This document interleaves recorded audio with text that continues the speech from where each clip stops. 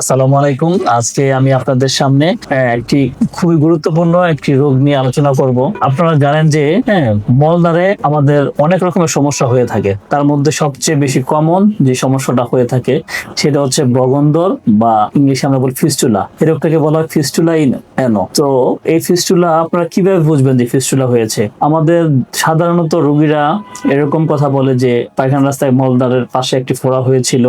ফোড়াটা অনেক সময় অপারেশন হয়েও থাকতে পারে, অনেকে অপারেশন করে, আবার অনেকে অপারেশন করে না, অ্যান্টিবায়োটিক্স বা ব্যথানাশক ওষুধ খেয়ে এটা কমিয়ে রাখেন। তো দীর্ঘদিন ধরে এই সমস্যাটা থাকার পরে দেখা যাচ্ছে যে 1 বছর 2 বছর পরে বা আরো আগে কারো 5-6 মাস পরে একটা অপারেশনের পরে অ্যাবসেস বা ফোড়া অপারেশনের পরে তার পায়খানা রাস্তার কিছু দূরবর্তী এলাকা দিয়ে বা আশেপাশে কিছু জায়গা দিয়ে এরকম মরা রক্ত বা পুজ পানি এরকম আসতে থাকে। তো রোগী এটা আমাদের কাছে এসে বলে যে আমার মলদার ভিজা ভিজা লাগে, সেতে লাগে, অনেক সময় এরকম ওইটা চামড়াতে লাগলে চামড়াটা ইরিটেশন হয় বা ইচিং বা চুলকায়, কারো এরকম অস্বস্তি লাগে। তো এরকম এটাকে আমরা বলি ইউজুয়ালি ফিস্টুলা। তো ফিস্টুলা জিনিসটা কি, আমরা জানি যে ফিস্টুলা হচ্ছে এরকম দুইটা ওপেনিং থাকে, দুইটা কেভিটির মাঝখানে, মানে দুইটা গর্ত বা দুইটা নালার মাঝখানে যদি কোনো কানেকশন থাকে তাহলে সেই কানেকশনটা হলো ফিস্টুলা। তাহলে আমরা যদি অ্যানাল ক্যানেল একটা ক্যানেল ধরি, একটা কেভিটি ধরে থাকি যার একটা হচ্ছে বাইরে স্কিন, তা অ্যানোকিউটিনাস ফিস্টুলা মানে অ্যানাস থেকে তার চামড়াতে একটা ওপেনিং হয়, ভিতরে কিন্তু একটা নালী থাকে।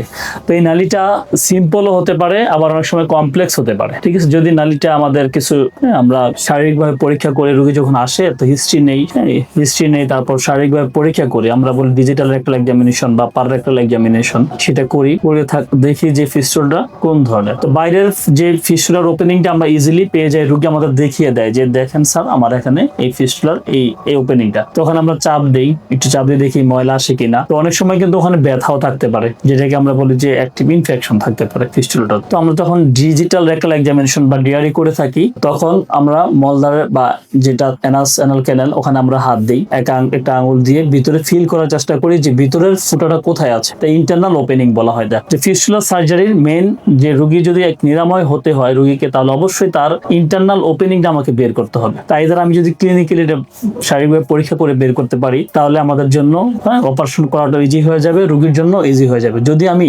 ভিতরের ওপেনিংটা না বের করতে পারি তাহলে কিন্তু অপারেশন সাকসেস হবে না। তো রোগীরা অনেক সময় বলে যে স্যার আমি অপারেশন করেছি আবার হয়ে গেছে।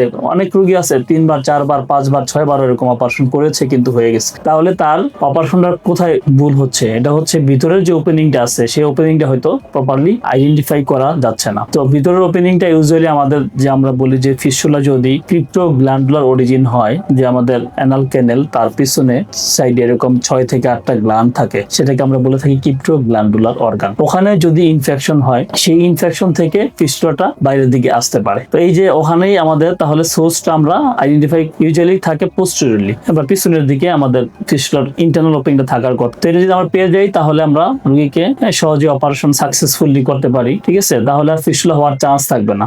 আর যদি সেটা আমরা না পাই তাহলে কিন্তু ব্লাইন্ড ওপেনিং করি বা ব্লাইন্ডলি ভাবে সার্জারি করি, তাহলে সেটা কিন্তু আবার বারবার হওয়ার চান্স থাকবে। তো সেটা কিভাবে আমরা করতে পারি, যে যদি আমরা দেখা যাচ্ছে যে এটা সবচেয়ে সর্বোত্তম মাধ্যম হচ্ছে আমরা রোগীকে যখন অপারেশন থিয়েটারে নিয়ে যাই তখন আমরা এটা বলা হয় যে ফিস্টুলার ভিতরের ওপেনিংটা বের করার জন্য অবশ্যই রোগী অ্যানেস্থেসিয়া দিয়ে নিতে হবে, নইলে রোগী অনেক ব্যথা পাবে বা আমরা সম্ভব না বের করা। তাহলে আমরা বলি যে ইভালুয়েশন আন্ডার অ্যানেস্থেসিয়া, মানে অ্যানেস্থেসিয়া দেওয়ার পরে রোগীকে আমরা লিথোটমি পজিশন করার পরে আমরা অনেকগুলো মাধ্যম আছে যে কিভাবে আমরা ইন্টারনাল ওপেনিংটা বের করতে পারি। যে হয়তো আমরা একটি প্রোব থাকে, আমাদের একটি ছোট্ট একটি প্রোব থাকে, এটা স্টিলের হয়ে থাকে। এই প্রোবটা যদি বাইরের ফুটা দিয়ে আমরা ভিতরে জেন্টলি প্রবেশ করাই তাহলে অনেক সময় ভিতরে ফুটাটা পেয়ে যাই। অথবা বাইরে যদি আমরা কিছু কালারিং এজেন্ট যেমন মিথিলিন ব্লু বা হাইড্রোজেন পারক্সাইড, অনেক সময় মিল্কও ইউজ করা যেতে পারে। বাইরে থেকে আমি কালারিং কিছু দিলাম, পরে আমি লাইট দিয়ে ভিতরে বা প্রোক্টোস্কোপ করে ভিতরে দেখলাম ভিতরে ফুটাটা কোথায়। যদি এটা না পারি আরো কিছু মাধ্যম আমাদের কাছে আরো জানা আছে, সেই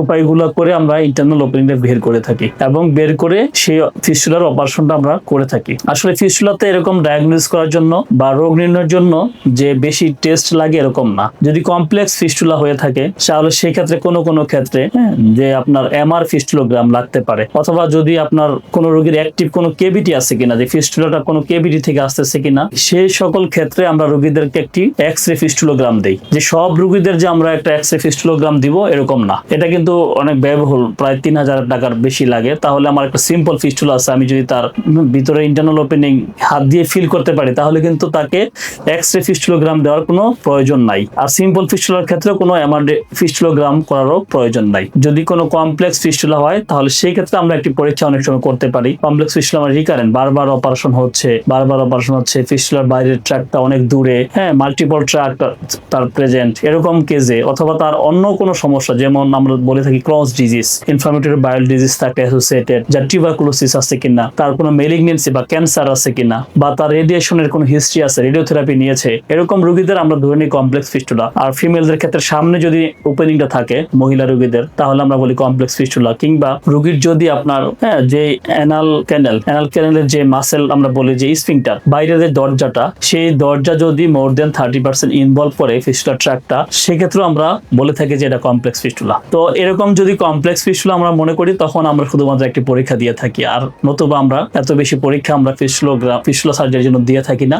শুধু রোগীর কিছু ফিটনেস পরীক্ষা করতে দেই, সেই ফিটনেস ওকে থাকলে আমরা রোগীকে অ্যানেস্থেসিয়া দিয়ে আন্ডার অ্যানেস্থেসিয়া করে রোগীর যে ফিস্টুলা, সেই ফিস্টুলা ডায়াগনোসিস করি এবং তার সহজ অপারেশন আমরা করে দেই। ধন্যবাদ সবাইকে আজকে আমাদের সাথে থাকার জন্য।